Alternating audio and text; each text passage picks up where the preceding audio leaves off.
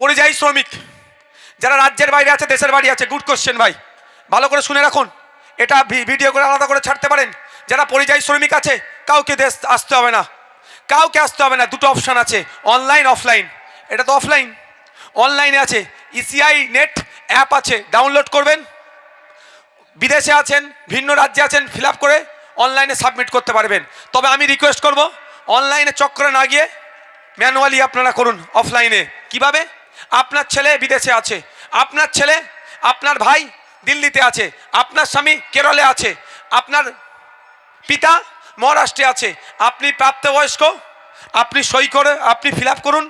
সইয়ের জায়গাটাতে আপনার পিতা মহারাষ্ট্রে আছে, আপনি সই করছেন, আপনার নাম দিয়ে সই করুন। আর ব্র্যাকেটে যে ওই লোকটি আমার পিতা হয়, মানে পিতা। এখানে অপশান দেওয়া আছে, অ্যাপ্লিকেশন ফর্মে দেওয়া আছে, দেখুন কি লেখা আছে, নির্বাচক বা নির্বাচকের যে কোনো সাবালক সদস্যের স্বাক্ষর বা বামাদের বৃদ্ধাঙ্গুলের ছাপ, আত্মীয়তার ধরন উল্লেখ করুন তারিখ সহ। সহজেই তো।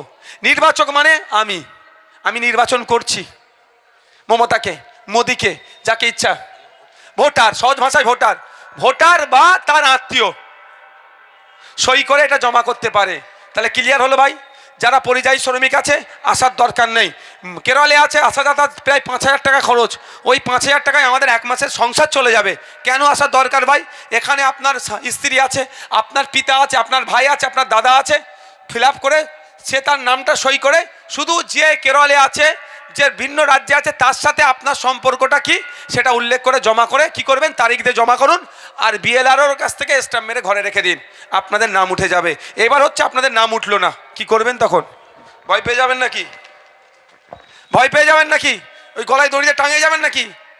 ঘাস মারা ওষুধ খেয়ে ফেলবে নাকি? মোটেও কাজ করবেন না।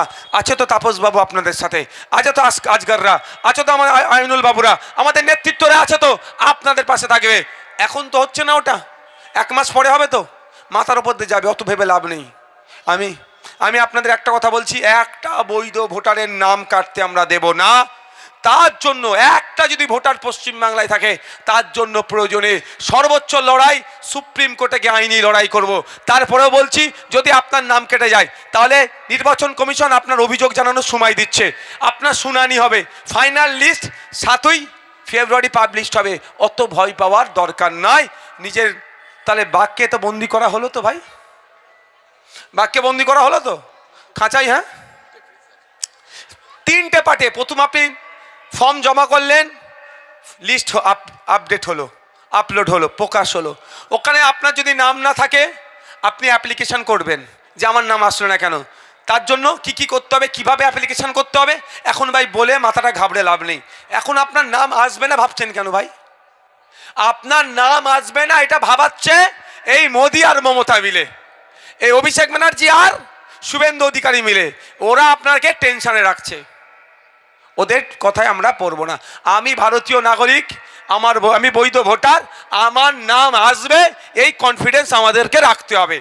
যদি না আসে 7 তারিখের পাবলিশ হবে, 7 তারিখের পরে আমাদের ফেসবুক আইডিগুলোকে ফলো করবেন। আমাদের চ্যানেল খবর যারা এই সমস্ত বাইরে বিভিন্ন চ্যানেলে দেয় তাদের ফলো রাখবেন। কি করতে হবে, যদি 2-4 জনের নাম না আসে সেটাও আমরা বলে দেবো, চাপ নেওয়ার দরকার নেই। এবার শুনতে পারেন ফুরফুরা শরীফে 50 জনের নাম কেটে গেছে। আগে আপনার বুথে দেখুন তো কজনের নাম কেটেছে, যাদের কেটেছে সেই লোক মারা গেছে না মারা যায়নি দেখুন তো। হই করলে হবে না, আগে নিজের বুথের খবর নেন, নিজের অঞ্চলের খবর নেন, নিজের বিধানসভার খবর নেন, নিজের জেলার খবর নেন, তারপরে রাজ্যের খবর নেবেন। কেউ আতঙ্কিত করতে চাইলে আতঙ্কিত হবেন না, পরের কোশ্চেন। এখন ওটাকে আমরা তদন্ত করছি, হ্যাঁ, ওটা অনেক রহস্য আছে। আপনি যে কোশ্চেন করতে চান বুঝতে পেরেছি। Thank you. সকলে ভালো থাকবেন, সুস্থ থাকবেন, চিন্তা হওয়ার কারণ নেই, কেউ ঘাবড়াবেন না, আতঙ্কিত হবেন না, আমার প্রতি ভরসা আছে।